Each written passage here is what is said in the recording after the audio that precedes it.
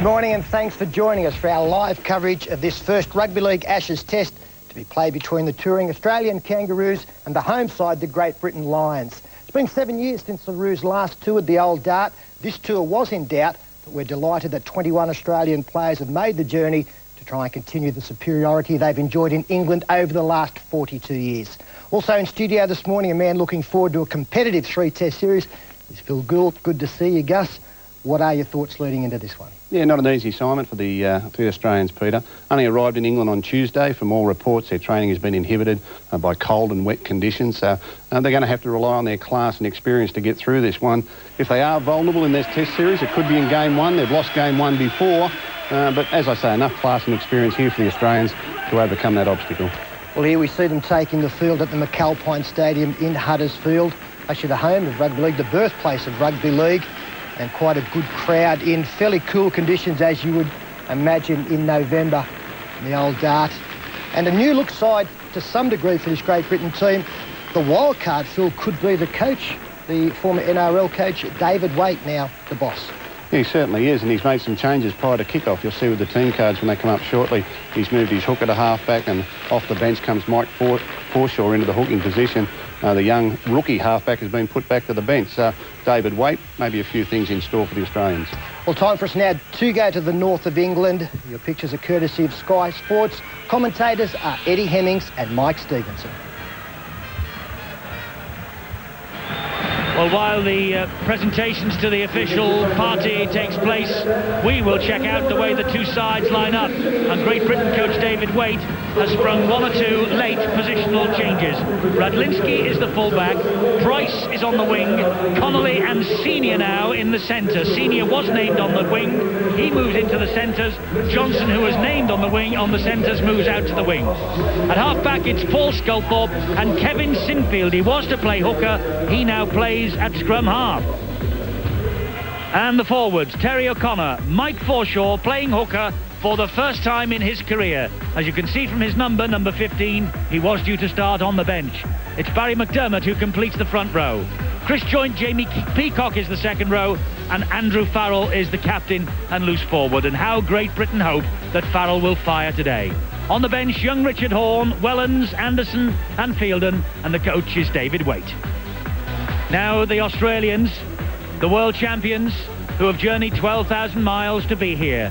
No problems for them. Lockyer at fullback, Takiri, Gidley, Lyon and McDougall, Barrett and Johns at halfback. And the forwards, Stevens, Baduras and Kearns, Carlaw, Kennedy and Fittler the captain. And then on the bench, Anasta, Vella, Sivanasiva and Jason Riles. Coach is Chris Anderson. Philip Clark there, the British manager, usually of course on the Sky Sports team. And what a day for Robert Connolly, the match referee.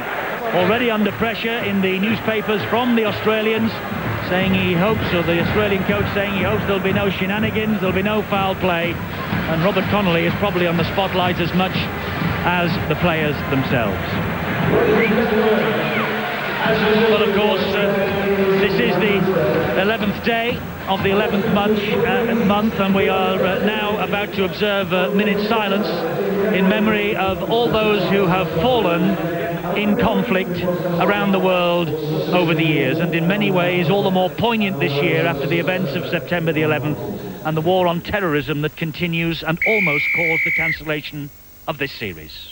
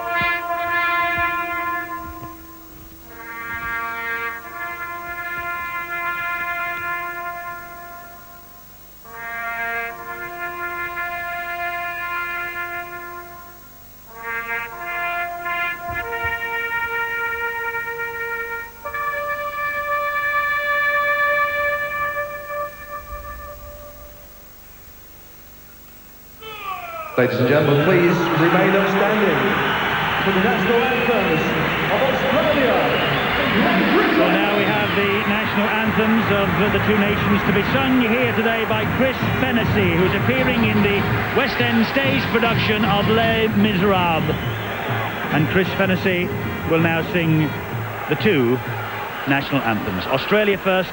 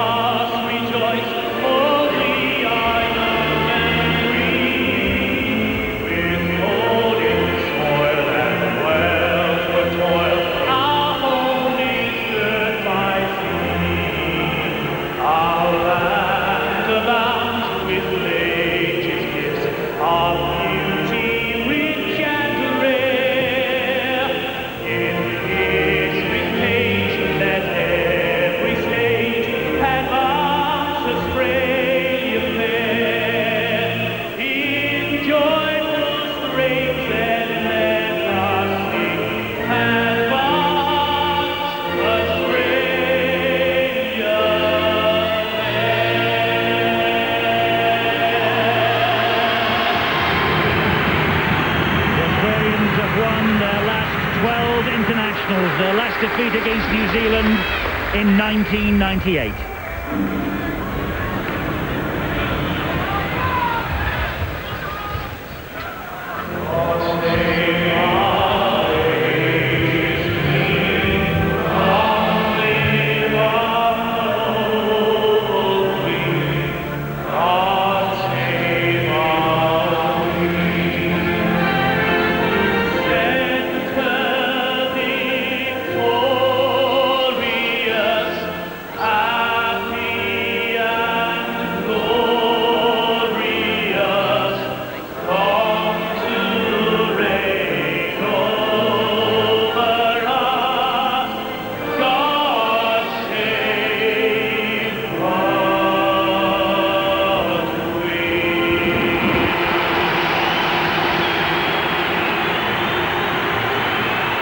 A nation holds its breath and expects.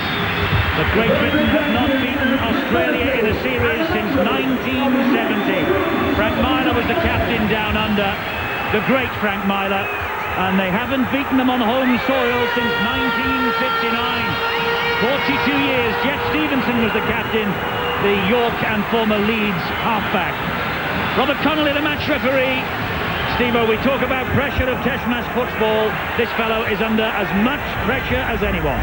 Yeah, and I think he'll handle it. He's experienced, but this is the moment where a lot of the Great Britain guys have to stand up and be counted, especially that fella there, Kevin Singfield, was selected as a hooker, has been switched late by the Great Britain coach, David Waite, into the half-back position. I think he's done the right thing. He's left young Horn on the bench.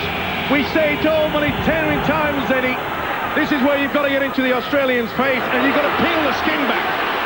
Radlinski takes the kick-off on the fall, flies the ball forward about 12 metres, plays the ball quickly to Mike Forshaw, playing at hooker today for the very first time in his career. A bit of a gamble, really, by coach David Waite. Australia thundering into the challenge on Terry O'Connor, and leading the way, Jason Stevens. And here now is Barry McDermott. Barry McDermott, who has waited and waited for this opportunity, said in a tri-series when last he played, he let himself down. He won't be hoping to let himself down today. Booming kick downfield from Andy Farrell, and Takiri has the ball in hand, first time for Australia. And Great Britain there in numbers, leading the way. Jamie Peacock, also there was Paul Sculthorpe. Now it is with Jamie Lyon. Good tackling from Britain early, and it has to be. It was a good kick and chase there, and it was interesting to know that they are going to target Takiri. They obviously feel that he has a problem with the high kick. And that look forward, as you can hear the crowd trying to convince Robert Connolly, the official out there. That's not a good charge. It's charged down, and a chance here, and Connolly has swooped on it, and Connolly tipped the ball inside, and Peacock scores! Peacock scores for Great Britain! What a start for the Lions! Jamie Peacock with the try! Wonderful charge down! The kick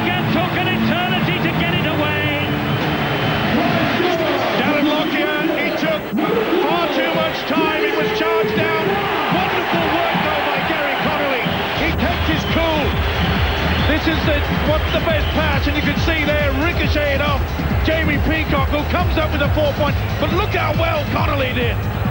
Kept his nerve, Peacock took the ball, and the wonderful start that Great Britain needed. How cool was that from Gary Connolly? Quick thinking from Peacock, the man who charged the kick down. Darren Lockyer is looking on with no hope whatsoever. A poor kick, and this man has set McAlpine alight. Well, he knows his way to the try line, does Jamie Peacock. He was the man who charged the ball down as Lockyer took his time in clearing his lines. And he was there in the end to finish it off. A dream start for the British. And Andrew Farrell now to add the extras. No problems from the Great Britain captain. And Britain have a 6-point lead. But a lot of these players have not played for some considerable time. Kick drifts over the top from Farrell and is collected by Lockyer. Very good chase as well from the kick. It was led by Kevin Sinfield. For so long, Great Britain have been dubbed second-raters by the Aussies, and this team of individuals playing in the red, white and blue today are determined that in this series they will not be rated as no-hopers ever again. Well, we will wait and see as Jason Stevens drives the ball in over the top of Peacock, and Peacock a bit groggy as he makes his way back into the defensive line. Oh, bit of a stamp there from Stevens. Surely that must have been seen by the touch judge, kicking to touch. Well, how on earth did the touch judge miss that? Even Andrew Johns has a big smile on his face. Look at this. That is absolutely disgraceful. He should be sent from the field of play, no doubt about it. We know that the rules state that you must lean away, but that is just sheer maliciousness. Well, the referee has had the report from the touch judge. Well, it's a long time coming. Surely he's got to go. The judge has come on to put a report on, right? I'm going to put this into a report. We're going to calm down. Take it easy, no penalty. Put on the report. We're going over here. Well, Chris Anderson must have been breathing a bit hard, and that goes on report, and Jason Stevens might be in trouble when the disciplinary committee meets to discuss that. Well, we knew it was going to be tough, and it always has to be when you talk about Test series.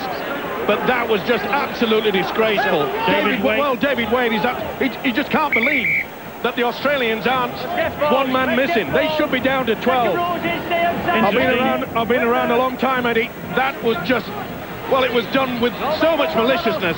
He should not be out there on that field. It was interesting that in the pre-match build-up to this, it was the Australians who were a little bit concerned about dirty play. That was disgraceful. No excuse for it. I was just about to say, look, when you've done the tackle, you've got to move away from that situation. But he just deliberately stamped on him. Well, he knew his head was there, don't worry.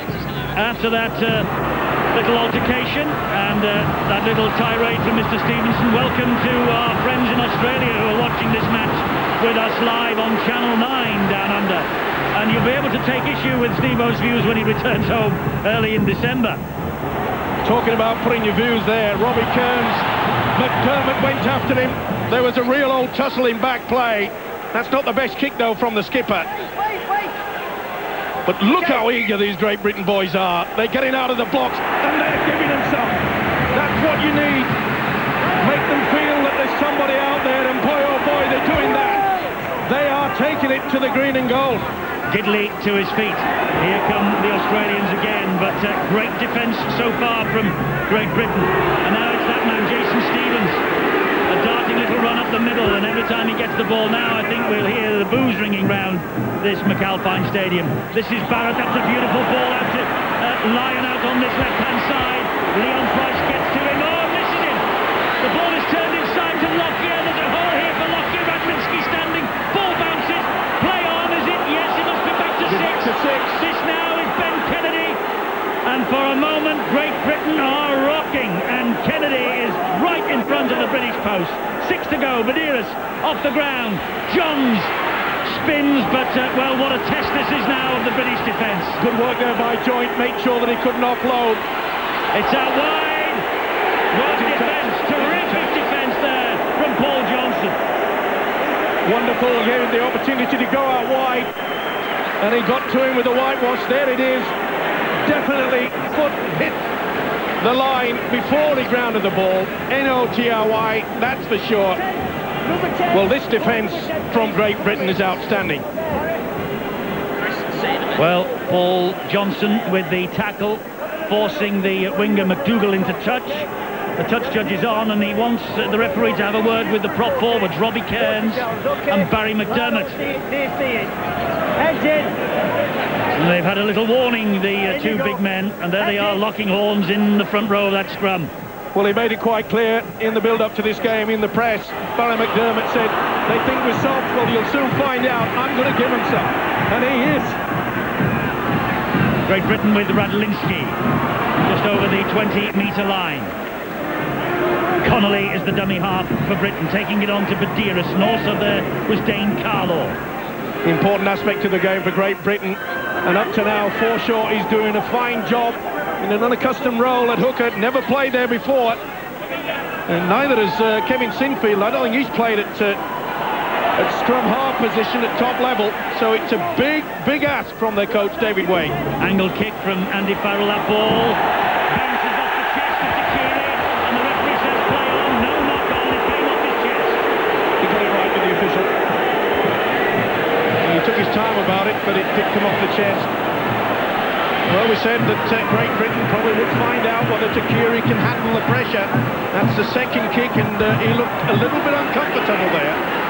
Gidley grounded by 3, just inside his own half of the field, plays the ball, and here now comes the big figure of Ben Kennedy, but Joint is there, and so too is O'Connor to haul him down. Just over the halfway line now, Badiris off the ground, and he finds his captain, Fittler, and Fittler finds Mike Forshaw, a formidable opponent, and Barry McDermott. The little kick through was by Trent Barrett, and it's too deep. No danger there for Paul Johnson to worry about. But good defence there again. See them lining up, putting a bit of pressure on the kicker. And you've got to do that for the full 80 minutes. Australia, of course, they're finding it difficult to get into any sort of pattern, mainly due to the fact that Britain are getting out of the block so quick. Back mistake has been dragged away. It was stolen. Robbie Kearns was it pulled away, and I think it was Badiris it was that the culprit. Keep the momentum on. Chris Anderson, he's been around, he's been under pressure many times before. He knows the capabilities of his side. A 1978 and 1982 Kangaroo tourist himself, a Challenge Cup winner at Widnes in 75, a champion and a cup winner as a player coach with Halifax 86-87. The big question that Anderson will be asking himself, and no doubt getting the message out, they can't afford to lock horns with this Great Britain pack. They know they've got the ability and the speed out wide. They've got the edge there in the 3 quarters. Well, Terry O'Connor is in the blood bin. That could be a legacy of the foot in the face by Jason Stevens. This, meanwhile, is Barry McDermott. And the news of O'Connor is he's got a bad cut on his chin. And that's Senior who almost broke through. He wants to get on with it. And Badiris wouldn't let him, but this now is Joint.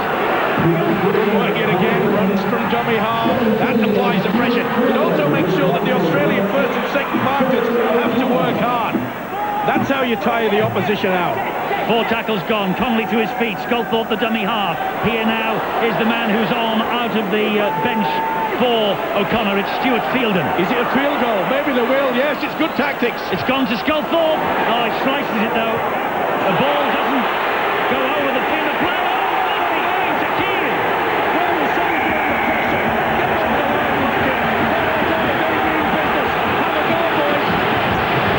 This is no Sunday afternoon picnic. It is a test match, I can assure you. And Lockyer knows he's been in a match already. And so does Lottie Takiri. And he knows there's going to be plenty. This is the attempted drop goal. It bounces all over, and you can see what on earth was he trying to do. I really think that Sculthorpe got an edge to that. Either way, Sculthorpe says, get over that line. Look at Price. They've been feeding them raw meat. It was a very shallow drop out from under the post, just 10 metres, and that's why the Aussies have it here with Jason Stevens. That was great thinking. Pretty slow on our point, though. We really should have had someone there. Either way, Britain will not be complaining. They're down deep in their own half. They're expecting the big hoof downfield, but Australia had a little different tactic in mind there, and it came off for them. This is Robbie Kearns. Robbie Kearns plays the ball. This is Dane Carlaw. Well, I must say, Great Britain are getting away with a very shallow 10. Robert Connolly's taking him back the required distance as far as he's concerned. High-hanging kick. Oh, and it bounces. And Radlinski in the end does well. He was taken out, though, in mid-air, and he's hurt. Lyon and then Takiri dropped on him like a pack of Fijian bricks. Well, it's not often you see Chris Radlinski let the ball bounce. Whether he was unsighted, remember the lights here are very, very high. Well, I just get the impression maybe Radlinski missed it the first time. He got to it the second. It was Johns with the bomb, and it was Johns with a little short grubber kick from the dropout as well. So Andrew Johns, best player in the world, a man who's never faced the British before. He's already had one or two things to say in this test match, which is 14 minutes old and which Great Britain lead by 6 points to 0, and they're in possession here with Sculthorpe. Again we see quick play the balls, making that ground. We're getting over the advantage line pretty easy. That must be something that Chris Anderson, the Aussie coach, will be concerned about. Here's Sinfield. It's now with Chris Joynt, who's lost his footing at the vital moment. It's the last tackle here for Great Britain. It's back with Farrell. It was round his bootlaces. It's a good high crossfield kick. Another test of Takiri. And he has dropped it again. But he's got away with it. And Fittler has swept up the damage for Australia. Well, it wouldn't surprise me if Chris Anderson is thinking about replacing Takiri, and that looked forward to mine. The official, it came off and that looked forward. Well, if it did come off Takiri, it could have been forward, certainly. Maybe the touch judge's signal, I didn't see it, but maybe the touch judge's signal was that it came off a British arm. But it's great defence from Great Britain, this. They're hunting as a pack. Look at that. Get into it. Stevens took his eye off the ball there. And Great Britain looking to shift it wide, and Senior gets away and flings the ball into the arms of Johnson, and Johnson just couldn't take it in. Trent Barrett was caught on that blind side. This is a hit. Stevens loses the football. Sculthorpe scoops it away pretty quickly. Senior did ever so well. McDougall had come off the sideline, and there was an opportunity there. A missed golden opportunity for Johnson. So Hedenfield at the scrum to the Australians, and possession now in the shape of Matthew Gidley. Just over halfway line. Farrell over the top of him with Sculthorpe. And here comes the big man again. It's Robbie Kearns from the Melbourne Storm, the oldest man in the squad. Robbie Kearns, he turns 30 next week. Badiris is the dummy half. This is Dane Carlaw. And Great Britain hunting in 2s and 3s to pull the ball carrier down. Now then, Johns, danger when he gets it. Here is Lockyer. Ball out in the bounce, but in front of Adam McDougall, and it only finds its way into touch. But all at sea. It was an on-off tour, wasn't it? And they only arrived on Tuesday. I thought that was rather strange. Didn't give them a lot of time to get over jet lag, etc. And they are certainly not clicking into gear as yet. Anderson knows it too, but he also knows what they are capable of. That's a nice step from Senior, and a bit of broken ground for Senior to attack, but they come quickly back. Lockyer there, and also the skipper. Now then, here's the British skipper who gives it to his Wigan teammate Gary Connolly, who gets away from one. Good jinking run, good hands, great hands, and it's midfielden. So they're testing this Australian defence. Good basic football as well, drawing the man, then offloading. But it's the ability to switch to play that's created a problem for that came off an Aussie. That could be back to 6. No. They said it went back. He didn't play it. Matthew Gidley didn't play it, it says the referee Robert Connolly. So here now is Farrell. The tackle count will continue, and Australia have got it back. Silly play there by Farrell, trying to offload in a virtually impossible situation when really they should have been looking towards having a kick and applying the pressure, and David Waite knows it too. Little shake of the head from David Waite. This is Lottie Takiri, Brisbane Broncos winger. Also 3 caps for Fiji. Now then, it's with Ben Kennedy. Immaculate this year, Kennedy, in the NRL. Badiris, the dummy half. It's with Johns.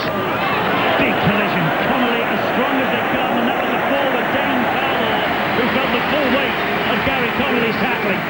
Takiri's the dummy half. Here's Jason Stevens. Look at that forward. Referee looks very carefully at each touch, judge. No, they say. So it's the last tackle. And it's with Johns, a lovely dab through. Looking for Barrett. Well swept up by Radlitsky. And he launched the attack with Radlitsky. Great Britain got men in numbers here. Sinfield. Tried to get it away to Johnson. Johnson, my apologies. Oh, golden opportunity to make the break. Superb running from the fullback Radlinsky. But full credit to the Australians, they got back pretty quickly. They had to. Well, for a moment it looked like the line was gaping, but Paul Johnson just trying to get the ball away in an impossible situation. This is Badiris now for Australia. Danny Badiris of the Newcastle Knights. On it goes then to Trent Barrett. Barrett then looks for support. It's there with Kennedy. And Kennedy is hauled down. Australia, though, getting to the pace of this match, going wide. Back inside it comes. And that was Jason Riles. Chris Joint came to the rescue with a superb ball and all hit. Here's John, a little stab through. There's bodies all over the place. It's just over the line. Jamie Lyon was hunting. So close. Good effort from the youngster. Bodies falling, though, in back play as that kick was put in. Just a little bit too strong, but where did he come from? Of this match is unrelenting, and it's with Sinfield. 19 and a half minutes gone. Britain still, crucially and maybe critically, have the 6-point advantage as Fielden drives it in again. Forshaw, back it goes to Sculthorpe. He goes for a 40-20. He's got it. Will it turn? Sculthorpe, and it's gone the wrong way. Just the wrong side. Wonderful effort, though. Deliberately stepped back over the 40, and as you can see, it went the wrong side of the flag. 6 inches the other side, and it would be Britain's head and feet at the scrum. Either way, Eddie, they're standing up solid. They're forcing Australia into virtually one-out football. It's not what they like. They like to keep this ball alive, but they are being forced into it.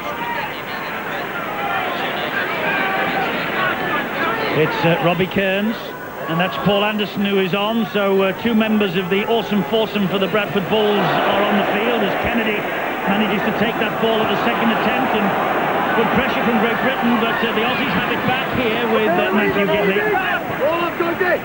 Well, it's important for Great Britain. They know that the Australians just aren't clicking as yet, but we've still only got 6 points on the board. We really wanted to maybe get a second try. That's a great kick. That's a huge kick from Andrew Johns. Tester here for Leon Price, but he comes up with the goods. There's the young Bradford winger. Great take. Now then, here comes Radlinsky for Britain. Petros Sivanasiva is on for the Australians, number 16. Connolly.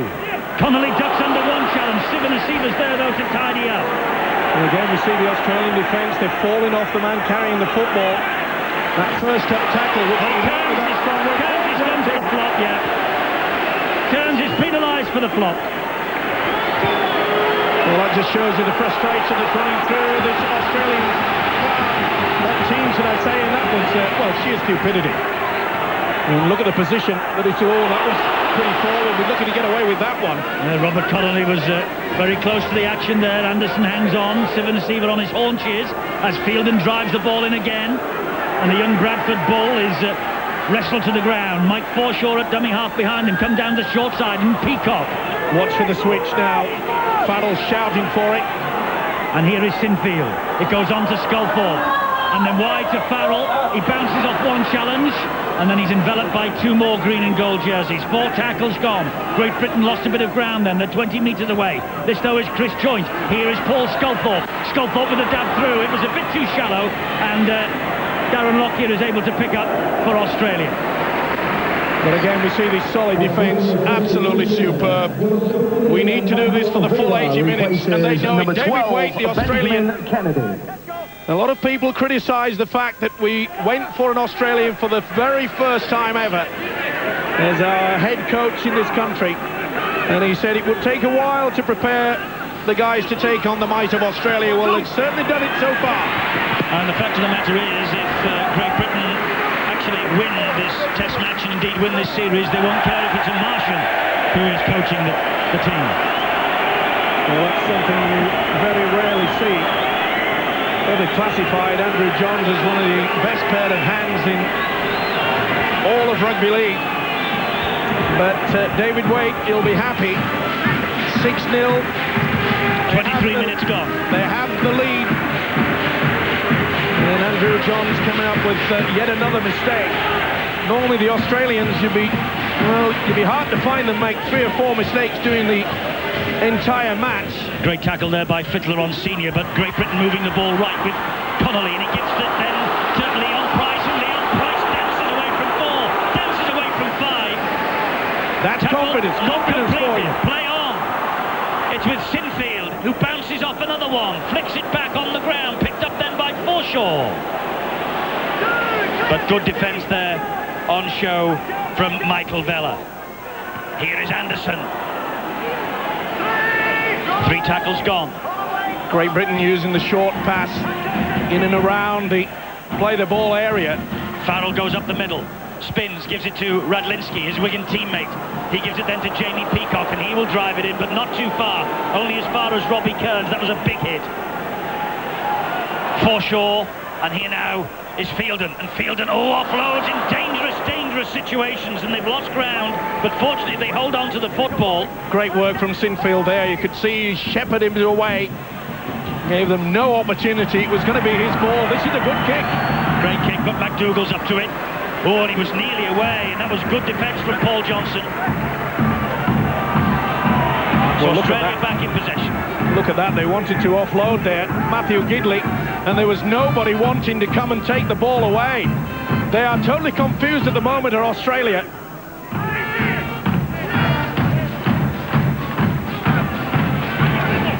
Australia back in possession here, and this is Lockyer. He's lost the ball and went forward. Lost the ball in the way to the tackle, did the fullback.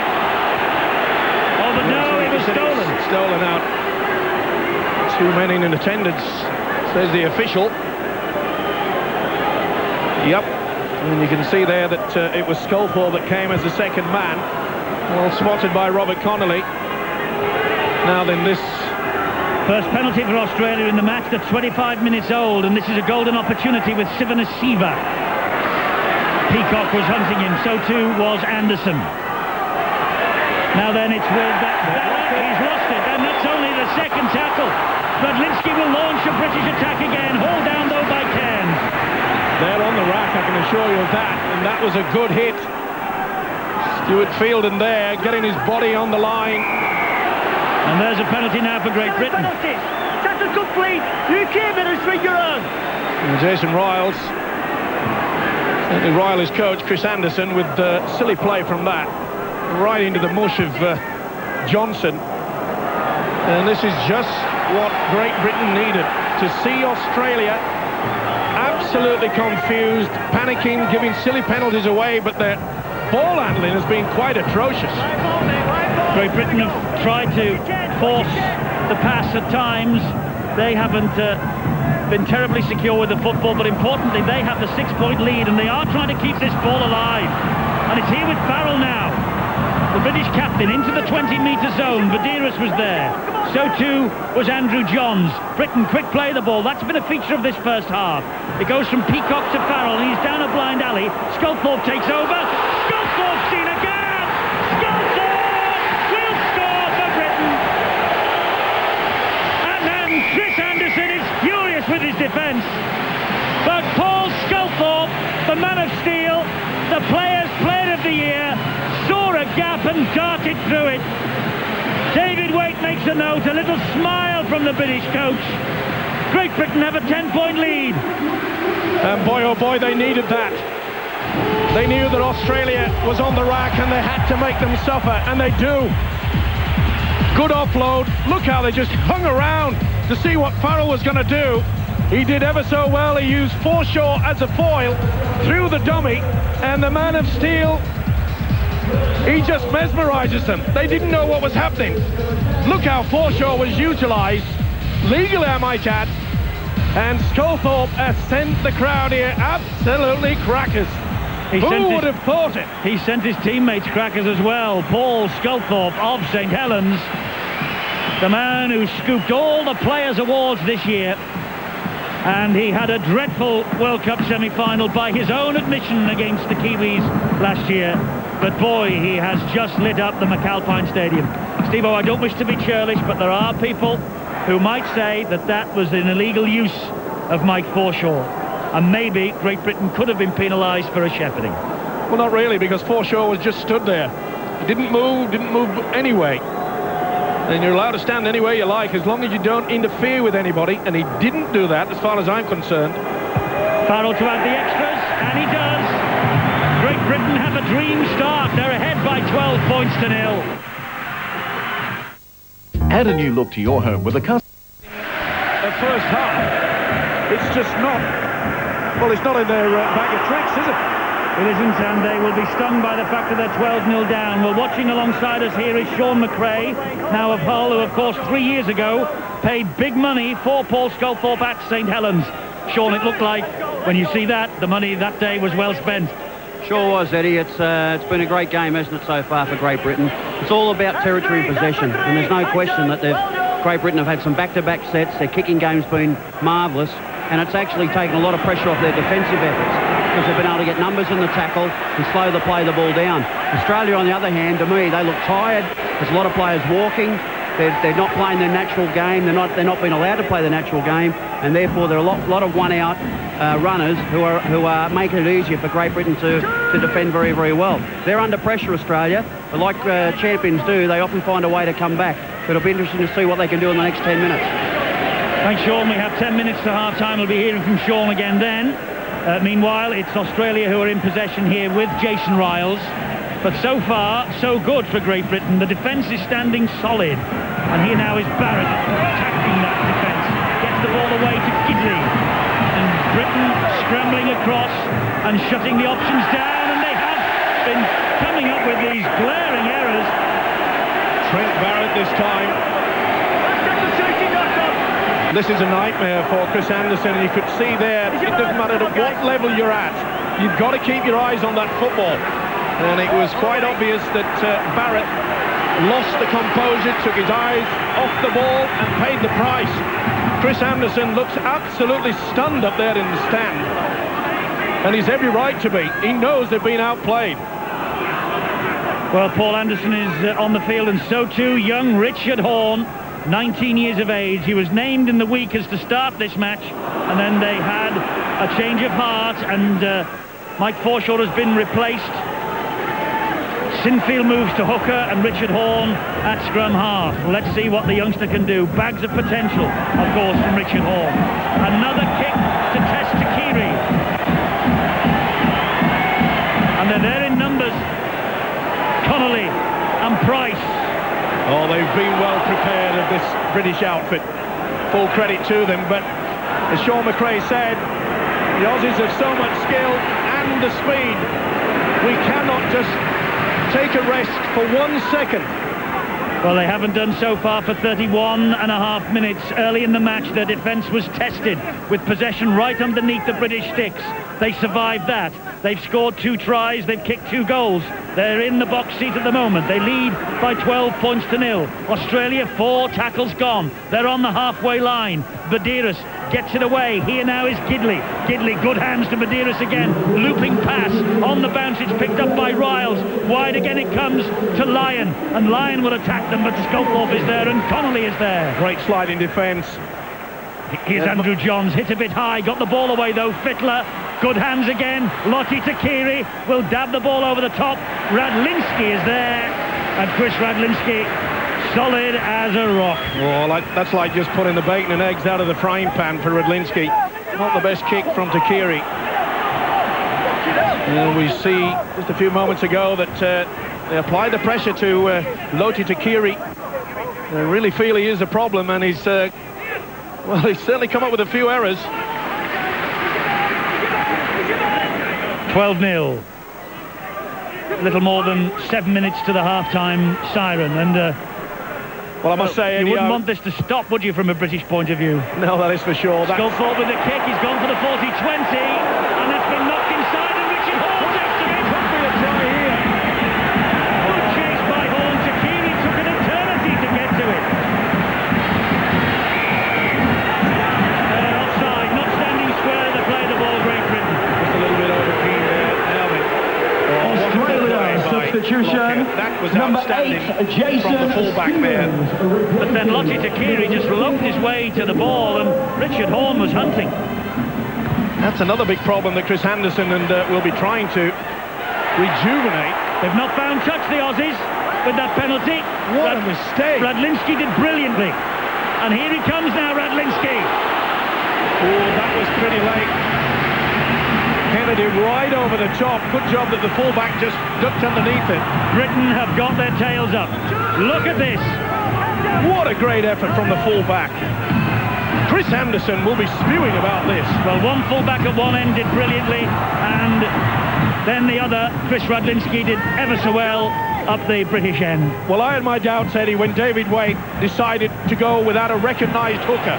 But he has been vindicated. He brought Forshaw into that role. Forshaw's left the field, of course, but he's done his job. And you've got to hand it to David Waite. On the bounce it goes to Andy Farrell. And Farrell attacks them up the middle. I wonder whether they'll be tempted with a drop goal. Richard Horn has dropped back. I think they Paul should do. Sculthorpe has dropped back. It's charged down by Sinfield's kick. And, well, he's there is Jason Riles, but he is also greeted by 3 Great Britain defenders. Well, Sinfield lost his composure there. The youngster Horn was way back. He should not have gone for the glory himself. You could see Horn, and he's bitterly disappointed as a youngster. He was shouting for that football. And that could have been a decisive 1 point as well. Critical 5 minutes up to half-time. 12-0. If Great Britain can hang on to this 12-0 advantage, well, the difference between the two sides will seem enormous for the Australians when they get into that dressing room. Not out of the window, not by any stretch of the imagination, not in the modern game, but 12-0 would be a long, long way to go. And with kicking like that from the best in the world, Australia are, at the moment, not at the races. Yeah, they're off song, aren't they? And I think a few sharp words will be said by Anderson, David Waite. He looks the coolest customer at the McAlpine at the moment, the British coach. He always does, doesn't he? Doesn't say much, but he reckons that actions speak much better than words. Good dart away there by Joint. He just lost his footing, and Johns was able to come across and drop on him and complete the tackle. Ooh, that's a big hit. What a hit that is by Ben Kennedy. And missed tackles 15 from Australia. And that tells its own story. And there's another handling error, unfortunately for Great Britain, and Stuart Fielden. Yeah, you can see there that he just didn't take control of that ball. Thunderous challenge, though, from Ben Kennedy. They've got to up the tempo. Australia know it. And that's why it's so vital that Great Britain make sure that their defence is solid. Well, they have to now. It's with Lockyer. Radlinski got to it. From the full-back on his opposite. Here goes Barrett. Psychologically, we've got to make sure that it's Australia still nil when they go into the sheds at half-time. Kennedy, magnificent in the grand final for the Knights against the Parramatta Eels. Gets to his feet, centre field, plays the ball. Jason Stevens will drive it in. Peacock stood his ground. Anderson was there. Fielden was there. Here's Badouris. Gets it away to Barrett. A little drop of the shoulder. Support then. Oh, and it's caught inside. Off Kennedy. And to his opposite, Paul Anderson. And they're not square, and that's a silly penalty to give away. And Andy Farrell's taking it quickly, and Farrell's away, and he's got Connolly. Oh! High shot there. That was Brad Fittler. The nervous energy on the face of Chris Henderson there. Watch this, whack. Straight into Connolly's head. Bang. Well, you can hear the crowd, and rightly so. Not noted for foul play, I must say, Brad Fittler. Gets most of the glory for his skills, but you can see there that the centre, Garrett Connolly, is a little bit of a wing there. and it's not a bad idea. Just he's been around, he knows what's needed, and they'll just get the smelling salt up the nostril. This is the action. Wonderful tackle there. Great play by Fielden. And Anderson came up with the football. Yet another mistake from the green and gold. Well, I wonder whether Farrell will be tempted to have a kick at goal here as Connolly gets to his feet. And the Warrington Barmy Army's here. And it's worth, he is going to kick it here, is Farrell. It's worth noting, Steve, that the last 2 times that Great Britain have beaten Australia in a test match, Melbourne in 1992 and Wembley in 1994, Australia, the scoreline against them at half-time was a big 0. And that's why he's concerned. They have been played off the park, and when you add all those mistakes up, that Australia, they've copped up the ball time and time again. You've got to get momentum in big games, and they've been unable to do that. 2 from 2 from Farrell. This is a vital kick for Great Britain. It's Henry Paul range, this. Farrell's got underneath it. Just underneath the bar. Lockyer to run it back. He gets away from Anderson. Sinfield was there, but Anderson got him at the second attempt, and Lockyer wanting to get on with the ball and just being held up there by Anderson. Anderson in again in the thick of the battle with Fielden. Time and time again, this Great Britain defence are forcing Australia into that one-out situation. This is Stevens. Australia realise, especially with Fittler out there and Johns, there is Fittler. They've got to keep this ball out wide. Here's Johns. But look at that defence. You see how they're coming in from the angle. They're forcing Australia down that middle of the park. Now then, a drive in here from Michael Vella. Gets Australia to within 20 metres of the line on the last tackle here. Badiris to Fittler. Fittler to Lockyer. Lockyer then back to Fittler. And Fittler attacking them, and it'll step towards the end goal area.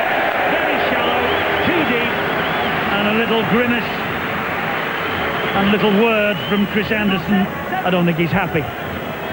Well, mere desperation from the loose forward, Brad Fittler there. Not the best kick in the end. And he knows that it's going to take a big shake-up during the half-time, and this will be up the jumper time now. That's the last tackle of a magnificent first half for Great Britain. Chris Anderson has got problems. Has half-time come at exactly the wrong moment for Great Britain? If you were a British fan, you would wish that this match would go on and on. Because Great Britain lead by 12 points to 0. If it was another 40 minutes down the road, we would be celebrating a victory. As it is, half the job is done. Peacock and Sculthorpe with the tries, Farrell with 2 goals. Great Britain are ahead by 12 points to 0. Remember Melbourne. Remember 1994 at Wembley. The boys in this Great Britain dressing room know the last time that they celebrated victory over the Aussies, they kept them to a scoreless first half. They've done that here at the McAlpine Stadium.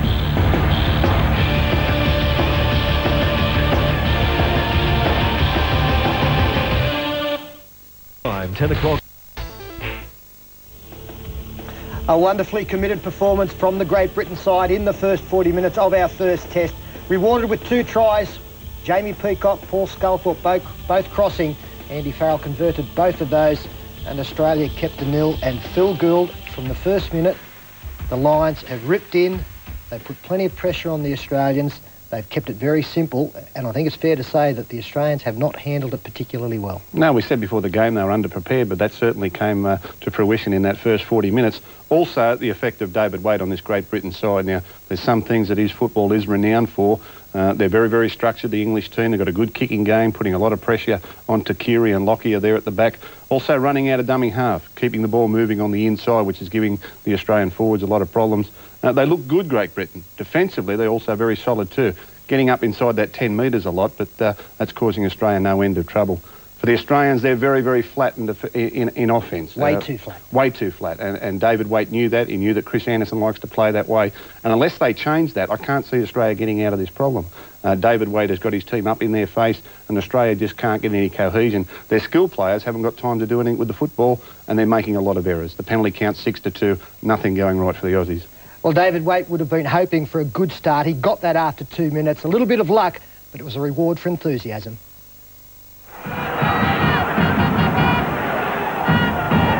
That's not a good charge. It's charged down and a chance here, and Connolly has swooped on it, and Connolly tips the ball inside, and Peacock scores!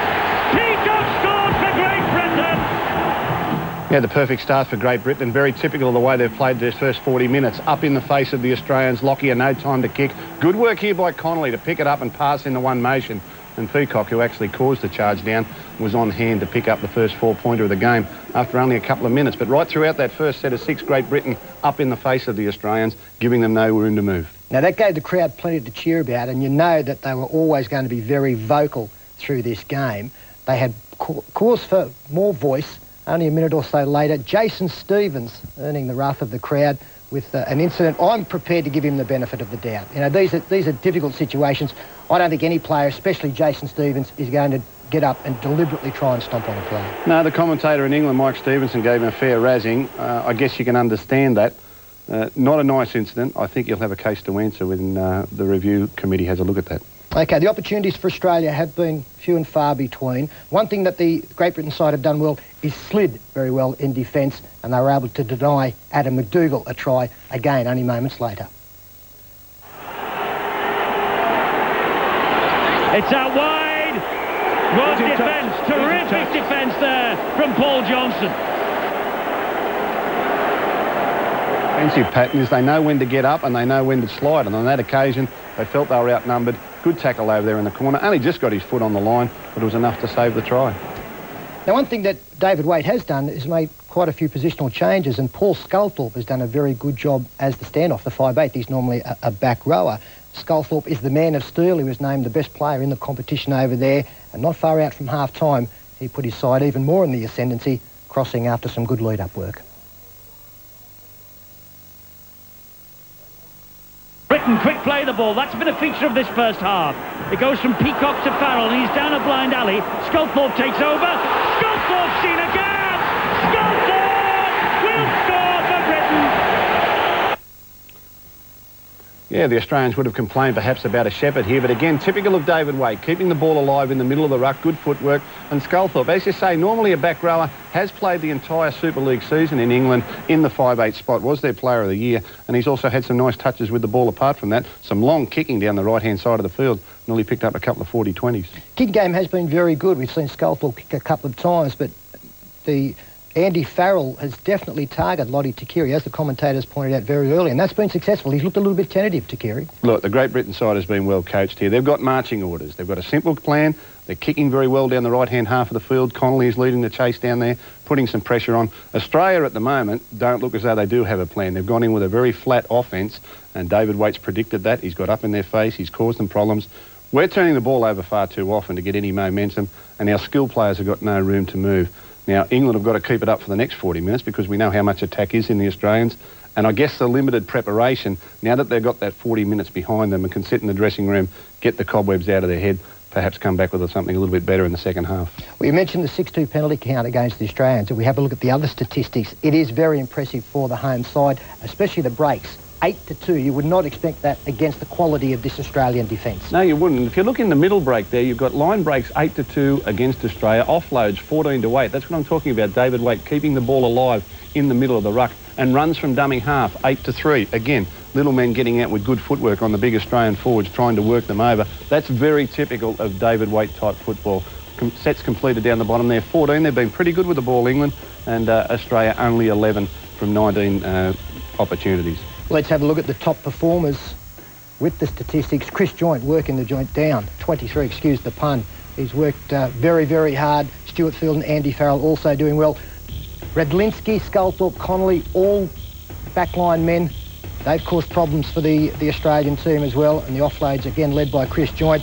For Australia, Andrew Johns at halfback, leading the tackle count with his Newcastle teammate Daniel Badiris. Brad Fittler again working at lock. Takiri and Jamie Lyon, limited opportunities for those men, but they have busted the line on one occasion. While for the offloads, again, it's the backline men, Gidley, Barrett and Lyon featuring there. Second half, Phil, Australia must get deeper, better kicking game, and they need the kind of start this second half that England got to start the game off. It does. It comes down to the Australian forwards. They've got to get more momentum. They can't stand alongside the play of the ball and hope to get through this English defence, which is in their face. They've got to get a little bit of depth, get on the ball, get some momentum. If they do that, then Johns and Barrett and Fittler can create something for them and put Lockyer away. But until they get a little bit of depth in their attack, they're not going to get around this England side. They're up in their face, causing a lot of problems. What about this English side in the middle of the ruck? The likes of their big men. We've seen so often in the past they tire. We can't rely on that, but is that an area that you think Badiris will be looking to target, say, after 10 or 15? I think he's got to. I think the couple of times that he has run from dummy half, Jamie Lyon got in there once and found a little inroad. It's probably the best way to turn this England side around, to actually get out of that dummy half area and get them on the back foot. Once they do that, I think we've got the skill to score the points and get back in the game. I just think with this Great Britain side, they're prepared to infringe in the 10 metres. They're only about 6 or 7 metres back. They're up in our face. We're getting no momentum. The crowd is lifting them. So they're not going to tire under those conditions. We've got to come up with something that does tire them. Also, with our kicking game, we've given away 5 20-metre taps. Now, David Waite was criticised by the Australian camp for going with a 6-metre in goal in this game. That's another tactic that's proved very successful. Yeah. It's a very good test match. I'm looking forward to this second 40 minutes. At the end of what was a marvellous domestic season as well, if you'd like to make sure that you keep the memories of season 2001, here is an opportunity to do so. Even though the season is over, you still have a chance to claim one of 2 great moments from this year's NRL. Maroon Fury Unleashed and Grand Final 2001. Limited to 1,000 prints, Maroon Fury Unleashed captures Queensland's victory in this year's State of Origin. Darren Smith. Now it is Bowman. Bowman's over. And is personally autographed by the player of the series, Queensland and Brisbane fullback Darren Lockyer. Grand Final 2001 features the victorious Newcastle Knights, seizing premiership glory at the game's first night grand final. Rudder. There it again. And each print is individually signed by captain and Churchill medal winner Andrew Johns. Maroon Fury Unleashed is yours for $145, while Grand Final 2001 is priced at $175. Get on the phone and call 1300 366 550 or log on to 9msn.com.au/sport.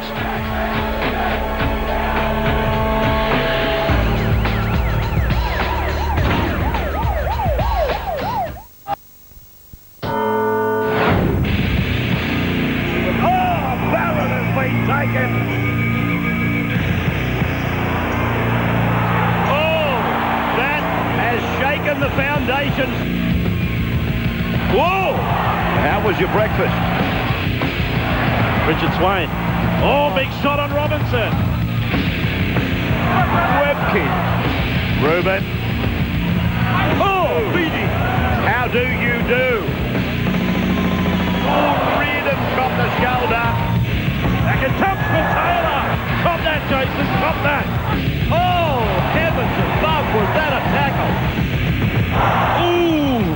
That had some nuts and bolts in it. Oh, that is a big tackle.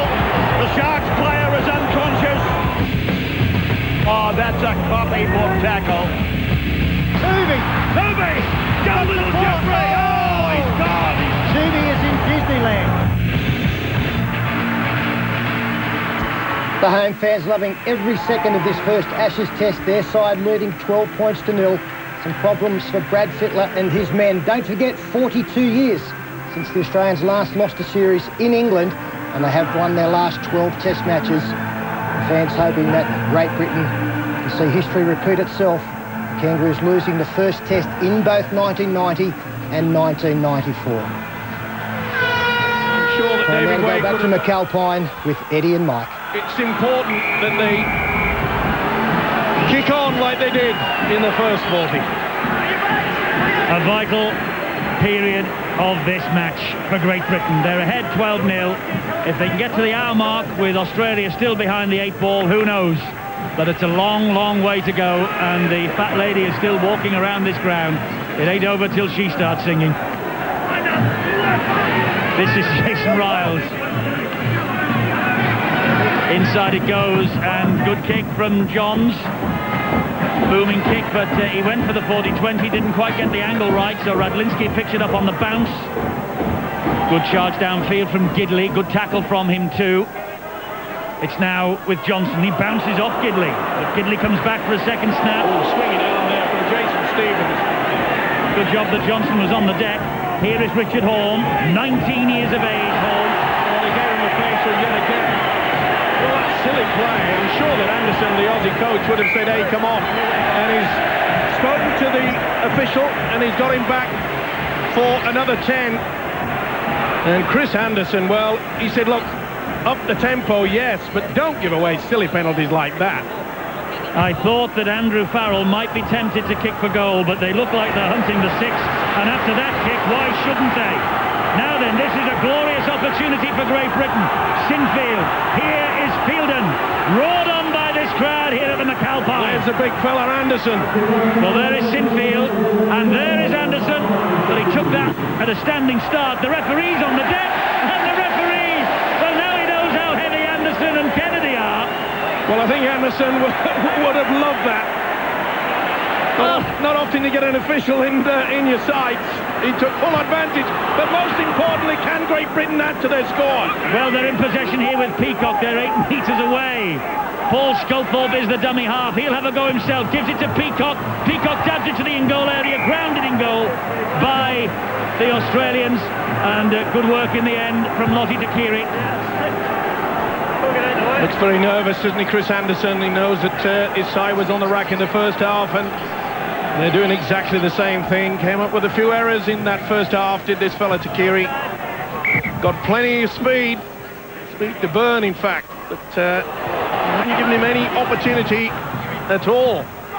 Well, that was the second goal line dropout. This time the Australians had to go long because Great Britain had read the script after that one in the first half that was just grub at 10 metres. But they have possession midway inside the Aussies' half. Opening blows of this second half of the Test match. Richard Horn to Fielden, almost went without it. Thought about offloading. Kennedy had cut down that option. Took the tackle from Stevens. Here now is Andrew Farrell. Back it goes to Chris Joint.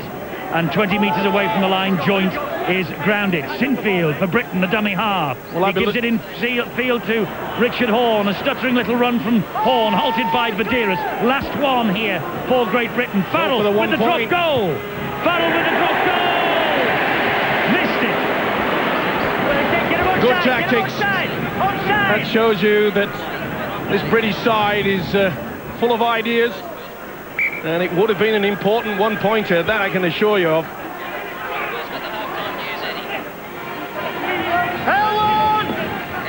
Well done. Australia back in possession then here with Riles. Bounces off a couple of tackles. Joint comes in. Let's get the half-time news. What was said in the dressing rooms, Bill? It's a very satisfied Great Britain coach, David Waite, and his team, Brian Noble and Graham Steadman, and they just really want the Great Britain side to do exactly as they did in that first 40 minutes, complete their sets of 6, if possible, cut the errors to a complete minimum, because without the ball, Australia can do nothing, and that was the message from Chris Anderson. They haven't had the possession. First of all, they've got to secure possession. When they do get possession, the Aussies believe that they can trouble this Great Britain defence, but unless they tighten up, they're not going to have that ball. They've got it now, though. They have with Pittler. A dab in field and a bit of pushing and shoving, but it bounces kindly. Badiris flicks the ball up and loses it. Well, Badiris had the opportunity, flicked the ball up. Knock on is the decision. Great work there. Gary Connolly came from nowhere. Neat little chip over the top. And Connolly just... Is it Connolly? No, it's... Oh, it's Radlinski. Connolly came second. Great work from the full back there. The little hooker, Badiris, was well and way towards the line. And you talk about the skills. We saw some from Brad Fittler there.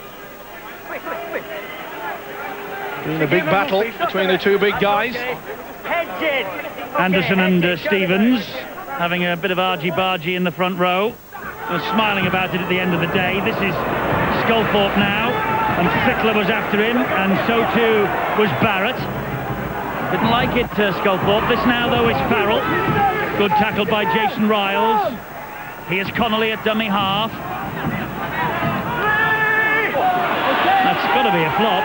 That's surely got to be a flop by Riles. Well, I don't think the tackle was completed. That's the reason why the official didn't blow. Well, he shouted 3 and Riles went over the top. Let's go, Anyway, all academic. The kick downfield is from Sculthorpe. He's gone for the 40-20. He's got it. He's got the 40-20. Touch judge's flag went up immediately. Either way, it was going to be a dropout anyway. He's gone to the video referee to decide this. He wants to check where the kick was taken, not whether it crossed the line over on that other side, and he's well inside the 40. Yep, no problem whatsoever. Head and feet to the British boys. That's an almighty kick, isn't it?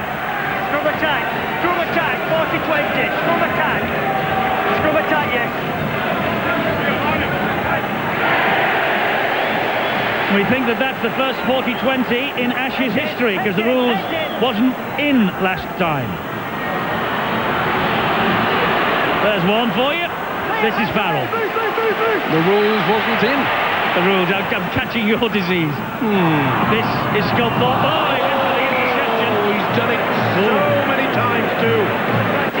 That could have been the deciding factor. Oh, it was a dodgy pass from Sculthorpe, and the Aussie skipper, he read it well, got into the position and just couldn't drag it in. That could have been a turning point. More pressure for the green and gold. Head and feet of the scrum, Richard Horne. And at the back of the scrum comes Paul Sculthorpe with it. And tackled there by Andrew Johns. Joint will attack them surely from that position. And he does! Joint! So close! What an effort! Sinfield at dummy half. Here's the captain, Farrell. And they've surrounded Andy Farrell and they bring him to ground. Great defence by the Aussies. They had to be as well. Sinfield off the deck. Richard Horne. On it goes to Field and back to Horne. This now is Jamie Peacock. He knows where the line is. Flick pass to Horne. Knock back and play on. Missed a golden opportunity there. Okay. They were in a tremendous position, was Great Britain then. I've got it, mate. And tried to force it. 16. Want a word with Paul Anderson. High shot on Jason Riles.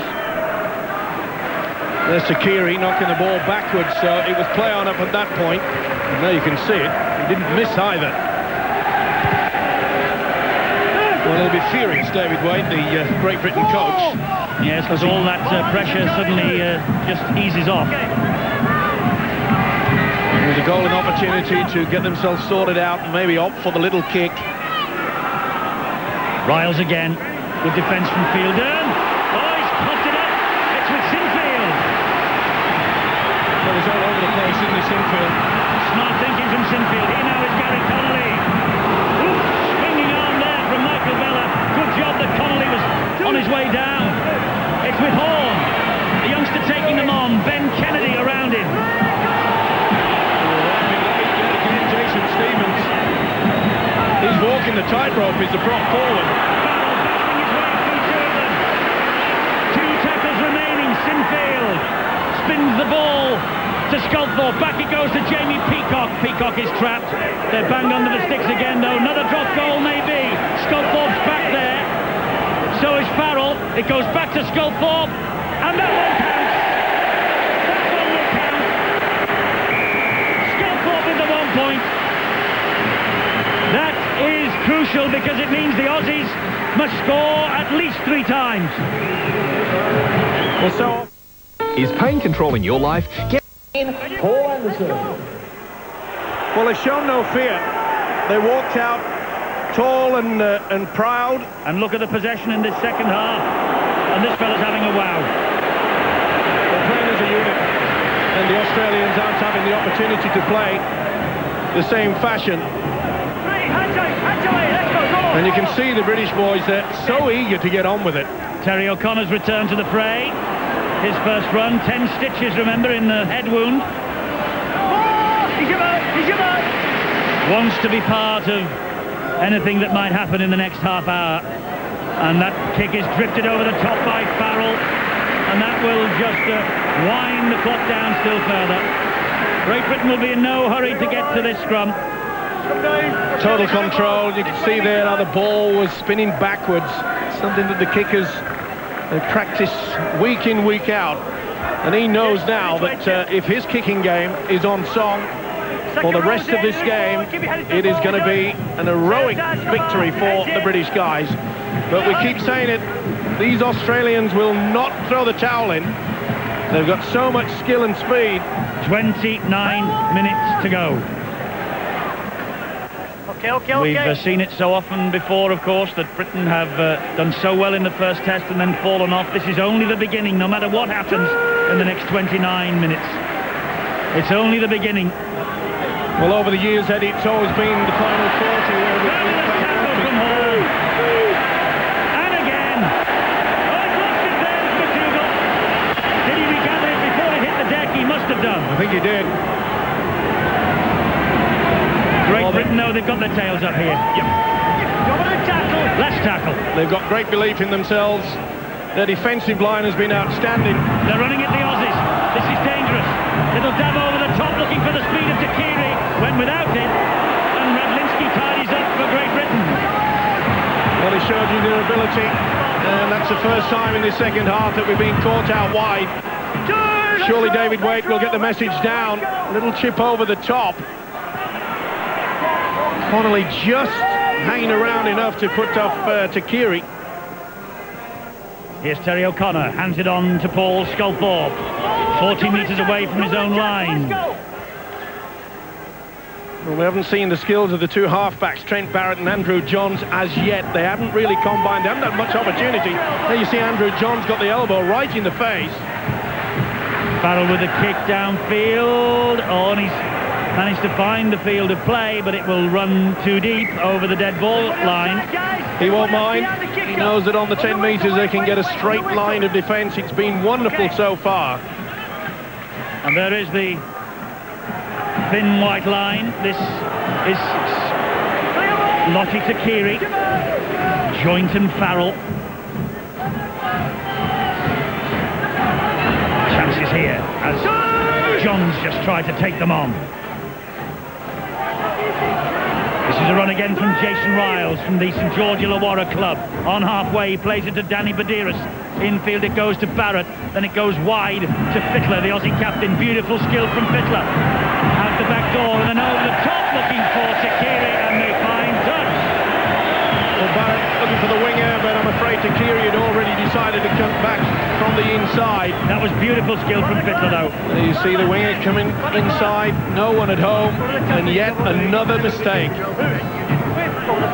It has been a nightmare for this fella and his colleagues. He's not too impressed either, Chris Anderson. Well, he said he hoped it would be a keenly contested series. It's been a keenly contested first test. Horn. Here comes Radlinski. Let's go! On your line! So important now that Britain just close things down, not do anything silly, just play basic rugby league football and then leave the kick into Farrell. Make sure that they get that kick and chase game working. So effective in that first half. Here now is O'Connor. Brave run from the big prop forward that. Sinfield's in at dummy half. Here is Farrell. Back it goes to Johnson. Great defence. He ran into an ambush then. It was led by Stevens. He managed to release the ball though, and it's play on. It went backwards, so it's still 4. Now it's 5. That's the last. Richard Horne's the dummy half. Here is Sculthorpe, and the kick out wide looking for Leon Price. It's gone a bit high though. So Connolly, well, he was underneath it, but he couldn't get hands to it completely. And Takiri flicks the ball in field to Riles. It looked suspect. Sure was. Johns, Joint, and Farrell again. They're just really closing them down. Maybe on that replay it was okay. The official got it right, but this British outfit, they are just jumping out of their skins. Look at that straight line. Forcing Australia yet again down that well-worn path down the middle. Badiris gets the ball away, and Fittler with the kick, but a little bit too deep because Radlinski's there, but he better hurry. Clear after him. Wonderful kick and chase there. Takiri leading the way. Oh, nearly a mix-up then. Sculthorpe. Well, he nipped in. I don't know whether that surely couldn't have been planned. He nipped in and he fooled the Australian defenders. He didn't like the attention from Mr. Cairns either. Here is Connolly. And this is where a little bit of professionalism comes in. Start talking and niggling to your opposition. That's a big hit. Great tackle from Johns. On Paul Johnson. Here's Richard Horne. Now Andy Farrell. Just couldn't get away from Barrett and from Badiris. Last tackle here for Britain. It's with Horne. Good kick. But on the bounce, straight into the arms of Lockyer. And the chase isn't bad. Here is McDougall.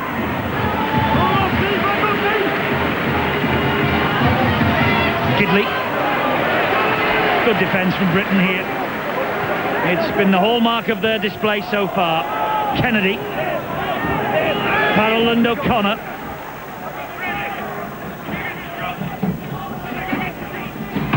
Here's Johns, and it goes wide. Beautiful ball inside to Takiri. Takiri got the pass away. It's Johns, and Andrew Johns will score under the post. Aussies aren't done yet. Brilliant skill down that left-hand side. And Andrew Johns over underneath the sticks. Came from nothing, this. Wonderful play. The combination. See how they used the dummy runner. Foyle back on the inside. Jamie Lyon has impressed me, this youngster. Takiri did well though. Johns skirting up on the inside. And for once they've been able to get it out wide. The combination of the two halves certainly working there. Beautiful play by Lyon. Back on the inside. Takiri onto Johns. They're on the way back on the fight back. Well, if ever there was a little warning, it was there for Great Britain.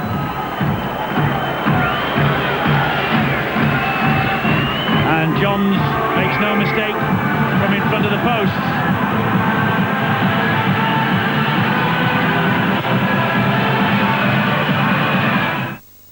Hi, let me tell you. Great Britain must now dig in. And they can't afford just to hang on now. They've got to be constructive when they have the ball in their hands.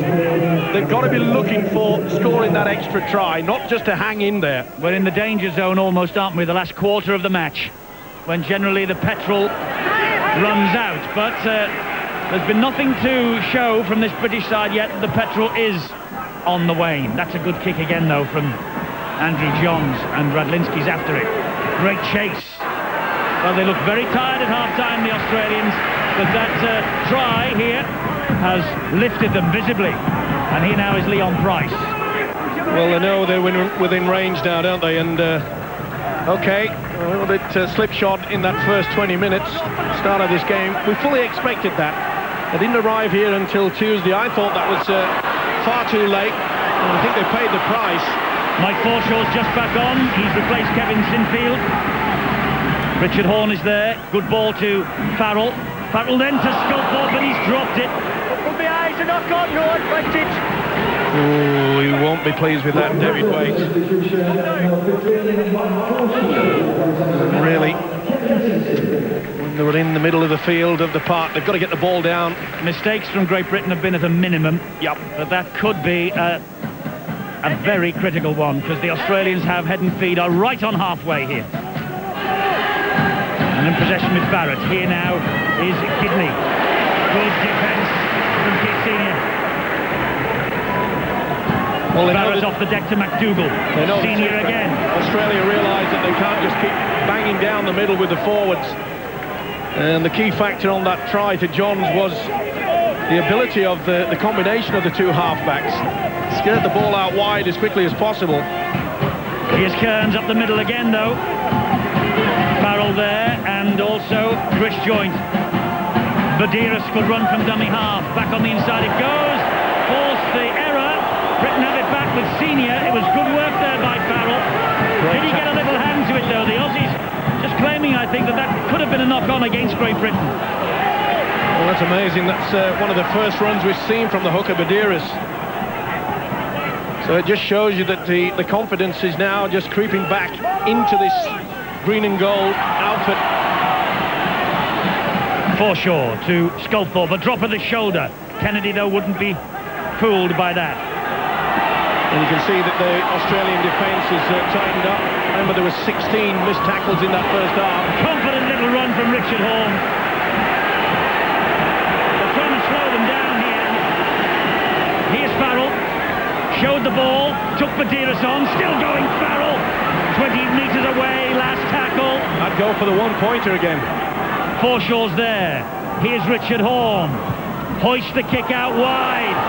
But after it, well diffused though by McDougall. Yeah, he's been around too long as the winger McDougall there picked it off well. And here he is again. Oh, and the referee's involved again.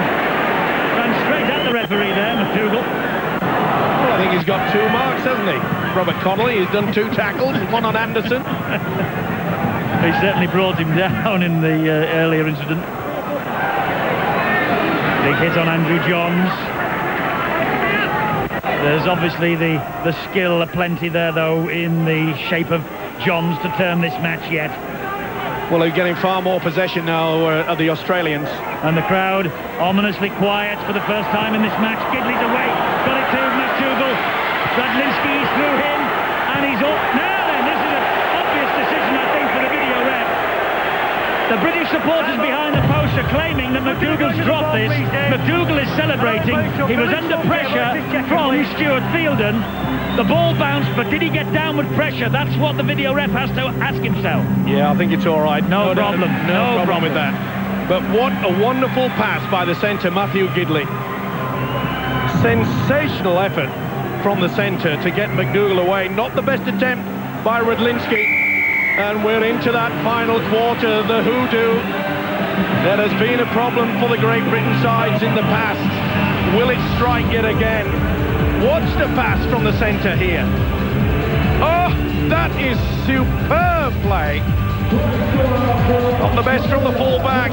They tried hard. This is out of the top drawer. Skill factor there. It sucked Johnson in off the wing.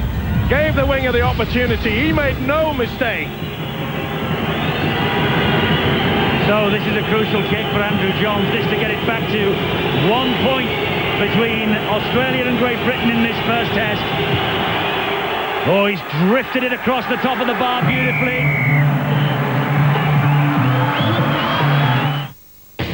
Battle there. Long time. The match can easily be won here. But it's amazing, you go back, Eddie, that mistake from Paul Sculthorpe when he lost the ball, it gave Australia the possession. And he's stolen it there. Sculthorpe has stolen it from Carlo. Well, he's squared it now, hasn't he? And he's gone looking. McDermott! Rampaging run! Rampaging run! Quick play the ball! Horn! Senior! Great defence, though, from Gidley. Super tackle then. This is Joint. Just lost his way briefly, but still going Joint bravely to within 3 metres of the line. Forshaw. Here's Farrell drifting the kick through for Sculthorpe. Oh, it's still around. It's there. Takiri got it. Well, he got his hand first. Have a look at that, Dave. Takiri has saved the day for Australia. Well, this is an enormous call. Let's see if it's not. He didn't look the best of kicks, and then it just popped up. Sculthorpe missed it, then it went back from Lockyer, and it went back again, and then Takiri. He just grounds it, just in time.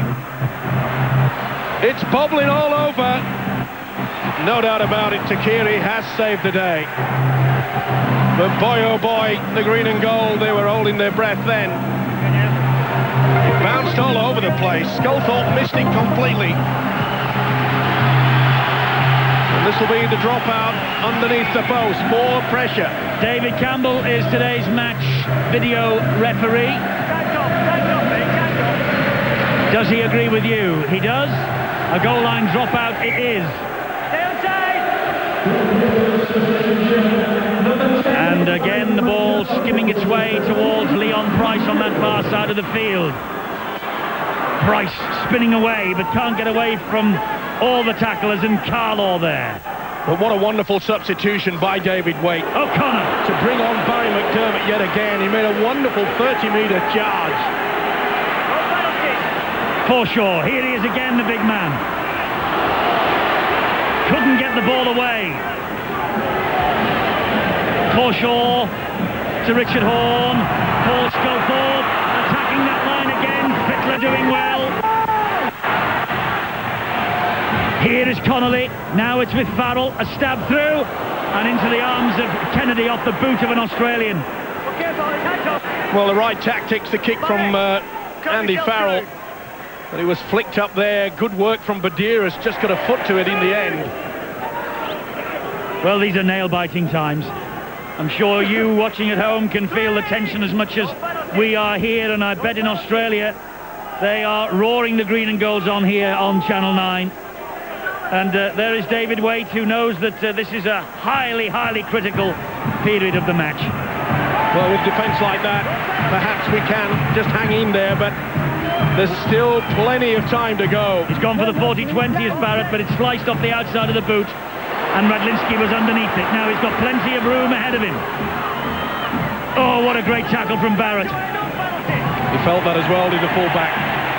That was a real bone cruncher. And this is Johnson. The green and gold, they've got a sniff of it now, just 1 point adrift. Richard Horne so far let nobody down, the young 19-year-old. Here is O'Connor. Now then, the kick and chase has got to be good. Oh, I think he's got that wrong. I think he's got that wrong, the referee. I really do. That came off a foot, I'm sure. No advantage, Australia head of ball. Well, you can see that it was just popping through. Well, that went backward for mine. It came off the leg, but he's saying that Mike Forshaw got a finger to it. And that's questionable. Big call there by Robert Connolly. He's not impressed, Forshaw. It's a huge call. Oh, I tell you what, he's got it right. Yeah, from that angle. This is a big scrum for Great Britain. Time's off, boys, time's off. Well, it was a big call from Bob Connolly, who took a lot of flack in the week leading up to this. And he has been as fair-minded as anybody could possibly wish for, Australian or British. Well, to be fair, I mean, Terry O'Connor was complaining to Robert Connolly, the official, saying that Stevens actually flipped the ball away when there was more than one man in the tackle. And look, you're not allowed to do that. That should have been a penalty. The official has missed that. Well, he's missed that. He was looking for the offload and he got that right. But here is Jason Stevens, the villain of the piece. Still has a date with the disciplinary committee later this week. Johns gives it air, finds Carlaw, and that's great defence from Senior. Took a bang in the face for his pains. Kennedy, Cairns, driving it in, and driven into the ground by the props, O'Connor and McDermott. You've got to be careful now that Johns... Oh, there's Lockyer! That's terrific stuff from Richard Horne and Gary Connolly and Paul Sculthorpe. It looked like there was a huge gap there, but it quickly closed. It looked for all the world that the full-back Lockyer was on his way to the try line. Oh, Gary Connolly came from nowhere then. Saved British bacon. He sure did. Another stride and Lockyer would have been through. Clear, hands away, no penalties. Well, they have put in such an effort, Great Britain. But Australia have, as we said at half-time, like the true world champions they are, have come back off the ropes. And this is the last tackle. It's a vital kick here. It's got to be deep. From Sculthorpe. He's tried to get it behind Lottie Takiri. That won't run deep. Takiri will have to run this ball back, and the British chase has to be good. And they're allowing Takiri to get up back in the steam. Well done. Well, they're trying to force him over the try line. It's just the right side from an Australian point of view. To be fair, they should have been penalised, Great Britain there. But what on earth was Takiri doing? He's a very casual style, hasn't he, the winger? He's on a Sunday afternoon stroll at one point. Oh, a little drop of the shoulders from Barrett, and Barrett is away, and he's waiting for the support which will arrive from McDougall, and that's a great tackle from Johnson. But Britain is stretched in defence. Here's the substitute now, and Asta, and Britain's defence is Marshall, but it's with McDougall. McDougall then to Badiris, and Sculthorpe gets to him on the last. Will Australia go for the 1 point? I think they're looking for more, and they are. This is Fittler. They've missed him. Forward pass. Jason Stevens passes forward. Takiri has touched down. The pass from Stevens is forward. The referee blew the moment the ball left the prop forward's hands. The pass before. That's a big call by Robert Connolly. They went for the power play, did the Aussies. Oh, I'm not so sure. This is the one that he pulled them for. Well, it's a 50-50, that, Eddie. And maybe that was even more forward than the one that he actually blew up for. Well, the villain of the piece, Stevens. And that was a big call by the official.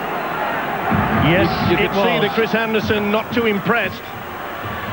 Yes, to be fair, it looked 50-50, Eddie. Well, I'm with you. I think the second one, from our angle anyway, looked more questionable than the first. Either way, blown for the first. Doesn't matter. They've still got that 1 point advantage. Oh. Well, 10 minutes, 9 minutes to go, and everybody in this stadium, and I'm sure watching at home, counting down. But Sculthorpe's kick, and Britain have to chase this down because it's with McDougall. Well, the most important factor about that he split the fullback and the winger. And that allows those extra seconds just to get your defence sorted out. Well, a big effort needed now from both sides. Here's Sivanasiva. Connolly got to him. Beg your pardon, it's Lottie Takiri. Sivanasiva's there with it now. Good defence though by Connolly, it had to be.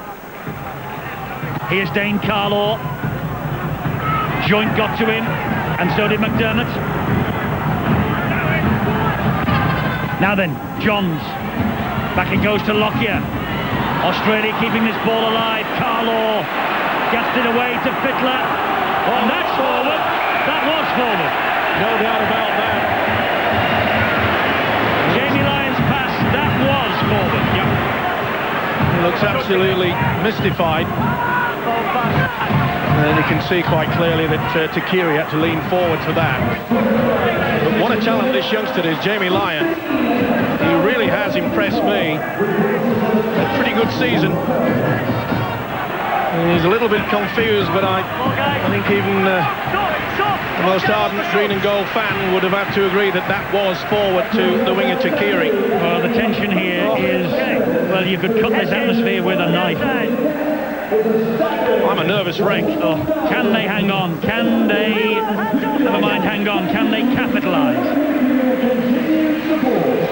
Well, they're finding it difficult to get over that advantage line. They were doing that with ease in the first half, and full credit to the Aussies. That's a good break, though. Oh, great defence. Super defence from McDougall on senior. He read it ever so well, did McDougall. Foreshore to Fielden. Fielden, 10 metres inside the Australian half, that's all. Foreshore. Here's O'Connor. Connor will drive it at Badiris.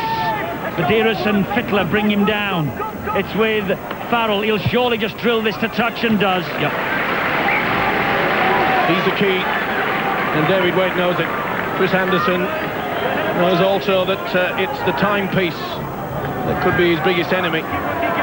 Every vital second just ticking away. But Britain haven't got the cushion, have they? They've got a 1-point advantage. That is all. Well, this is where Australia, they're so lethal, deep from within their own quarter. Now then, it's with Barrett. It's with Lockyer. This fellow is so dangerous. Oh, he's lost it. Terrific tackle on him. Sinfield has it, and Takiri has Sinfield. What a tackle by Ruglinski on his opposite yet again. Lockyer dislodged the football. That could be the ball game. This is where Britain now have to control things. Don't do anything stupid. Just play out the 6. Joint. Senior.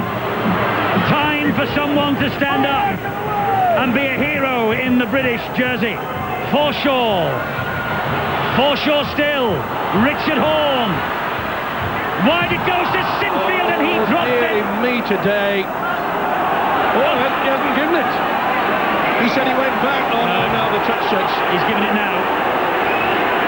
Well, for one moment there, and you can see there that David Waite is not displeased with the referee, I can assure you, but he will be displeased by the fact that Sculthorpe knocked on. It wasn't the best pass from Horne, to be fair. And Sinfield there definitely knocked on.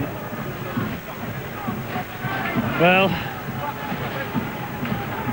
there is a break in play because Terry O'Connor is taking some more running repairs before he gets into this front row.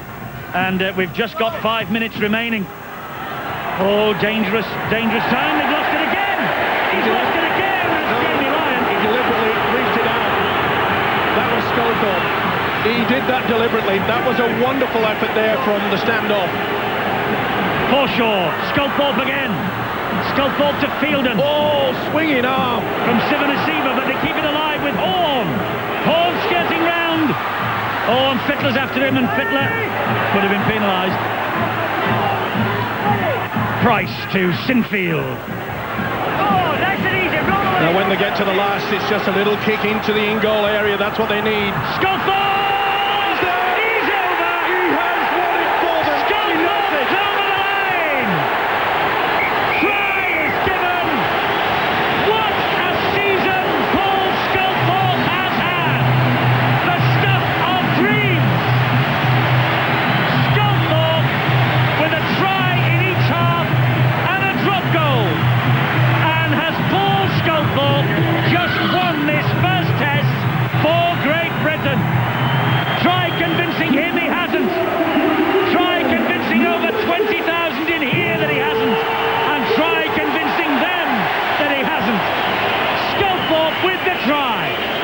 Magnificent effort. He's had a magnificent game too.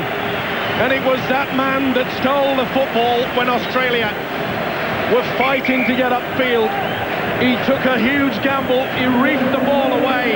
It went backwards. And then he pops up with try number 2. Magnificent effort. Well, they're looking over the big clock to see how much time is left. And there ain't much. It's all over. They won't come back twice, I can assure you of that. Well, it's a 7-point gap. That's what I'm saying. They won't come back. They may come back and get a try and maybe get the conversion. And Andrew Farrell will take his time with this one. Well, Sculthorpe, he has had a season that he could only have dreamt about as Farrell adds the extras. It's 1912.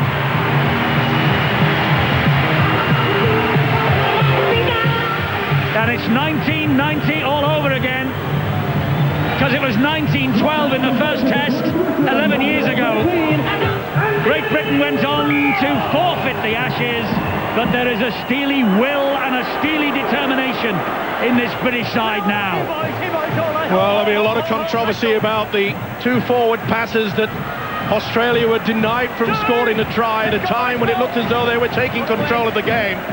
There'll definitely be a talking point after this match, but let's not take anything away from the British effort. 2 years and 12 matches since Australia's green and gold colours were last lowered. And listen to the McAlpine Stadium rise to this team. They're not done yet. Johnson,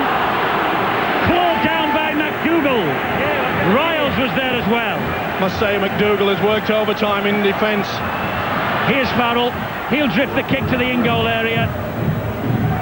He diffused it, did Lottie Takiri. Great Britain will line up in defence. Here comes Takiri now. Oh, he tried to chip over the top. He tried to chip the British defence, and Sinfield will plough it back at them. Well, they had to take the gamble, didn't they? And Sinfield slowly gets to his feet. It's up the jumper time now, boys. Remember, in this Great Britain side, no Long, Martin, Cunningham, Newton, Lowes, Tony Smith or Adrian Morley, all out injured. And no recognised hooker and no recognised halfback. And everybody was writing them off before this match. 11-1 on was the Australians. And Andy Farrell got a little short left. Another drop goal from Sculthorpe, who adds another point to his personal portfolio. And Great Britain have won it now. Chris Anderson knows it's all over. And Paul Sculthorpe, well, it's been a virtuoso display in a wonderful team effort from David Waite's British Lions. And that word, team effort, Team Eddie, you've got it right, because that's what the British boys have done. They went down to Spain, a little bit of sun on their backs. The preparation, and full credit to the coach, David Waite. He had his critics. A lot of people here said it was a disgrace to bring a foreigner. But when you come up with a win like this, you have got to stand up and praise this fella. And let's not forget the fellow who's alongside him either. Brian Noble, Bradford Bulls coach. Yep. He's British through and through. And David Waite, well, he's going to be an honorary Palm after this. Well, he doesn't say much, as you say, Eddie. David Waite, and I can assure you that after the game he'll probably say, yeah, we've got one, but we've still got work to do. And yes. He knows it. He knows that these Australians won't lie down. But this Test series, this Guinness Test series in 2001 is alive. And Great Britain are just 10 seconds away from a famous victory. Doesn't matter that Paul Sculthorpe hoofed that out on the full. There's the hero of the hour, David Waite. There's the beaten coach, Chris Anderson. Great Britain have won it! What an effort! What a magnificent effort! And now they have to build on this and take it on to Bolton and take it on to Wigan. Over the next 2 weeks, the Ashes will be won and lost. But Great Britain have given this series the most incredible lift. And no one dare say now that this game is dying. Great Britain have given the game and the country the lift that they deserve. Magnificent. The only word to describe it. Let's get down and amongst the players. There's the captain, courageous. He's with Bill. Andy, you've known some harsh moments at the hands of the Australians. Must be very, very sweet today. Yeah, it's very sweet, you know. Our aim is to win an Ashes series, you know. It's not been done since 1970, so we're one step of the way there. We're not there yet, but we'll take a lot out of this game, you know. We'll move on to the next one. What do you think the key was to today's victory? Our defence worked so hard, you know. We controlled the ball really well in certain areas, but as I said, there's still a lot of improvement to do, and we'll need that to win the series. But absolutely delighted with the performance and one up. Thanks, Andy. Let's move alongside you to the man of the match. Paul, congratulations. I'll get it the right way up. There you go. What a match for you personally. Yeah, it was a good performance. You know, we've not played for probably 5 weeks. It was nice to get a good performance under the belt. You know, like Faz said, that's 1 of 3. You know, if we don't win the next 2, it's pointless. What do you think, though, was the difference today? I mean, you've been in this position against the Aussies before and haven't managed to put them away. What made the difference on this occasion? I think we was mentally prepared. You know, a lot of people say that Great Britain are beat before they go out on the field against the Aussies, and we certainly weren't. You know, we know we've got the ability to win the game, and we've proved it. You know, but like I said, we'll take all the positives. You know, and we'll learn from the things we did wrong. But like I said, that's 1 of 3. But you must be anticipating a big comeback from them next time out. Oh yeah, they'll be fired up. You know, they'll be looking to square it. But you know, we'll be looking to kick on them and win the second. Just personally, this year for you just keeps getting better and better, doesn't it? Yeah, 1 more game, we'll cap it. Thanks, Paul. Well done. Cheers, Bill. Well, don't bet against him. because if you remember 12 months ago, Paul Sculthorpe was in the wreckage that was the England World Cup semi-final team that were hammered by the Kiwis. Today, he has come to the McAlpine Stadium and he has played his full part in a truly memorable win. 2 tries, 2 drop goals. Kevin Sinfield's played one of the games of his life as well, but they've both made the point.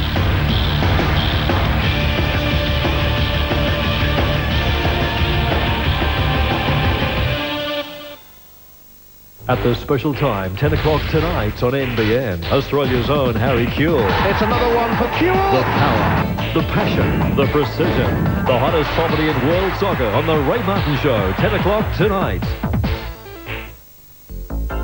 Spanline's Springtime Home Edition inspirations will create new lifestyle options for you and your family. Enjoy new outdoor living standards protected and sheltered with an exclusive Spanline creation. Custom designed to perfectly complement your home and your lifestyle. Design options are limited only by the imagination. Contact Spanline now to ensure you'll be enjoying Christmas under your new Spanline Ultimate Lifestyle Home Edition. If it's expert advice or the right price, we've got it. To keep it clean or watch the big screen, we've got it. If your wife is sound, it's all around, we've got it. To feel that breeze or a fish to freeze, we've got it. The only decision, retrovision. The only decision, retrovision. We've got it. I know a place where we can go to relax and get away. There's a friendly smile, new friends to meet, and the kids have fun and play. Juice Heaven, with your family and friends. Relax and get away down to Juice Heaven, with your family and friends. Add a new look to your home with a custom-made fence. Custom Fences and Gates provide quality decorative picket, pool, garden and security fences, adding security and value to your home or business. Custom Fences are the steel fencing specialist, manufactured to the highest standards using premium galvanized steel, especially bronze welded and powder coated for maximum protection. For quality, durability and price, deal direct with the manufacturer. Call now, 1-800-887-887. Custom Fences, servicing your area. Don't compromise. Insist on a custom fence. I enjoyed portraying Elvis as a character. I want to do that type of a show. The Elvis legend lives on. Mario Maiolo presents direct from America, Elvis to the Max. Don't miss Elvis to the Max in concert. Appearing November 15 at the Doyleson YRSL. Book now to avoid disappointment. On Surprise, Surprise, a performance Julie Anthony will never forget. What is this? Plus, Steve Izard, Larry Emder, and What's Up with Katrina Roundtree. Surprise, surprise, 7:30 Tuesday on NBN. The Great Britain Rugby League team had set this year's Ashes series alight with a 20-12 victory over Australia. It was a gutsy win with Peacock grabbing a 4-pointer. Paul Sculthorpe got 2 tries. Andy Farrell kicked 3 from 4. Sculthorpe also contributed 2 field goals off the Aussies. Johns and McDougall got across the line. Andrew Johns kicking 2 from 2. In a performance, Phil Gould, that I hope we don't hear underprepared jet lag. They were beaten on their merits by a very, very committed Great Britain team. They certainly were. I mean, Great Britain came with marching orders today. They had a real plan. David Waite had obviously known a lot about the Australian players and said, well, if we stick to this plan, we're prepared to do it for 80 minutes, we can work them over and tire them out. As Paul Sculthorpe says after the game, they hadn't played for 5 or 6 weeks themselves, exactly. So there were a lot of underprepared physically English players as well. The difference between the two teams is that Great Britain as a team were better prepared. They had marching orders. Australia, a lot of unforced errors. That comes about when you haven't got a plan going into the game. And I just think their preparation was probably limited, but certainly with the class and experience of players in the side, they should have come up with better than they did tonight. To add merit to the victory, though, going into this series, no Kieran Cunningham, the hooker, who is world-class. Sean Long, of course, Yeston Harris went to rugby union, so some big names missing. Gary Connolly, who has been around a long time, some of his defence tonight was that telling. It was he was playing for Canterbury 10, 11 years ago. He's still in his prime. Yeah, well, he's in his 30s now, but his defence really closed Australia down a couple of times out there when opportunities looked likely. Midway through to the late in that second half, it looked as though Australia might get a win. But too many unforced errors, and England with backs to the wall defence, much better organised defence than what I've seen from them in the past. David Waite, they knew when to come up and in, they knew when to slide. Their marker defence was very good, and there just weren't enough opportunities for the Australian team. As we said at half-time, the Australians' very flat style of play gave them limited opportunities and asked very limited questions of the English defence. So they've got to go back and reassess that for the next test next weekend. How does Chris Anderson react to this? He's developed this tick all of a sudden. He looked very nervous up there at times. Of course, it's a shortened touring party, just the 21 players over there. What do you think Chris Anderson will do? I think backing up quickly, there's 3 tests in 13 days over there. I think that will suit the Australians. It'll be very hard for England to come down from this win where Australia will now steel themselves. I think Chris Anderson walking down to the dressing room probably knows, yes, we went in underprepared, more underprepared than we should have been. You know, it was always going to be a difficult task, therefore there was some real basic ingredients in our football we had to get right, and we didn't. Our kicking game was poor, our yardage game was poor, our marker defence was poor, and they're things in representative football you've got to get in order straight away. Despite the number of ball players we had in the team, we never really gave ourselves an opportunity to use them. So he will go down there now and say, okay, it was a difficult assignment, but we could have done it better, and I think they will in the next 7 days. Well, there were plenty of critics who thought this would be another cakewalk for the Australians. It's been proven this morning that is not the case. Time now to get a couple of hours sleep because we've got some fantastic sport still to come your way. Later on this morning, of course, the final day of the first cricket test between Australia and New Zealand. That's from the Gabba up in Brisbane. Live coverage commencing at 10:28 a.m. And then tonight, the first of 7 nights of fantastic tennis. Top of the 8 of the world's top tennis players involved in the Tennis Masters Cup from the Sydney Superdome. The 2 Aussies in action tonight. Leighton Hewitt up against Grosjean. Pat Rafter takes on Andre Agassi. You will see that live from 7 o'clock. And next weekend, the second rugby league test between the Australian and Great Britain teams from the Reebok Stadium in Bolton. That is Sunday, the 18th of November. A little bit more user-friendly this coverage time, 5:50 a.m. We will see the second rugby league test. Of course, the Lions hoping to wrap it up. The Aussies looking to get back into it. Phil, I don't mind getting up early to watch games like that. I'm going to wait here for next week's game. I can't wait now because that was no fluke tonight. Great Britain were terrific and they've drawn a line in the sand. Australia are going to have to really train well in the next week to get out of this. Well, thanks for your company on what has been a pretty ordinary weekend for Australia's rugby codes.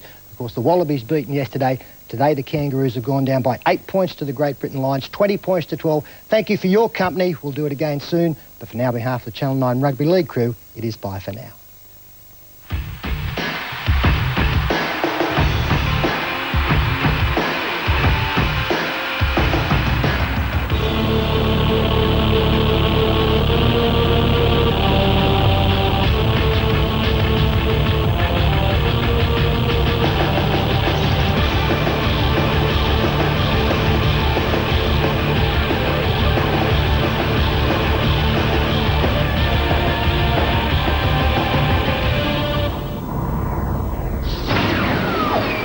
This has been another presentation from Nine's Wide World of Sport.